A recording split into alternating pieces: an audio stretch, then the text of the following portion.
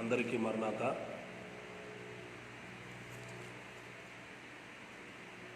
ప్రభు అయిన యేసుక్రీస్తు నామములో కృపా సమాధానములు చేరిన ఈ కార్యక్రమము వీక్షిస్తున్న వారందరికీ తోడైండునుగాక. ఆమేన్. దేవుని వాక్యమును చదువుకుందాం. అపోస్తలుల కార్యములు 2వ అధ్యాయము ప్రారంభ వచనం నుండి కొన్ని వచనములు చదువుకుందాం. పెంతెకొస్తు పండుగ దినము వచ్చినప్పుడు అందరూ ఒక చోట కూడి ఉండిరి. అప్పుడు వేగముగా వీచు బలమైన గాలి వంటి ఒక ధ్వని ఆకాశము నుండి అకస్మాత్తుగా వారు కూర్చుండి ఉన్న ఇల్లంతయు నిండెను. మరియు అగ్ని జ్వాలల వంటి నాలుకలు విభాగింపబడినట్టుగా వారికి కనబడి వారిలో ఒక్కొక్కని మీద వ్రాలగా అందరూ పరిశుద్ధాత్మతో నిండిన వారే ఆ ఆత్మ వారికి వాక్శక్తి అనుగ్రహించిన కొలది అన్య భాషలతో మాట్లాడసాగిరి. ప్రార్థన. ప్రేమాస్వరూపుడు అయిన మా ప్రభువా, తండ్రివైన తండ్రి, మీ మహిమను దారపోసి మానవుని సృజించి మానవునికి కావలసిన వాటన్నిటిని ఏర్పాటు చేసిన మీకు నిండు ప్రణతులు కుమారుడు అయిన తండ్రి, మీ రక్తమును దారపోసి తనను తాను అమ్ముకొనిన మానవుని రక్తమిచ్చి సంపాదించుకున్న యేసుస్వామి మీకు వందనములు. మానవుడు పోగొట్టుకున్న దైవరూపమును తిరిగి అనుగ్రహించి దైవ స్వభావమును దైవరూపమును కలిగించుటకు ఆత్మను దారపోసిన పరిశుద్ధాత్మ తండ్రి గారు, మీకు అనేకమైన వందనములు. త్రిత్వదేవ, ఈ సమయమందు మీ ఆత్మ సహాయమున మీరు మాకు సిద్ధపరిచిన సకలమైన భాగ్యములను అందుకొనగలిగిన భక్తిని, శక్తిని, ప్రేమను మాకు నేర్పించుమని, మీ వాక్యములో ఉన్న మహిమకరమైన విషయములు మీ ఆత్మ సహాయమును మాకు అనుగ్రహించుమని మాతో మాట్లాడుటకు దిగివచ్చిన పెండ్లి కుమారుడిగా రానయ్యున్న యేసునామమున వేడుకొని ప్రార్థించుచున్నాము పరమ తండ్రి. ఆమేన్. ప్రియమైన దేవుని పిల్లలారా,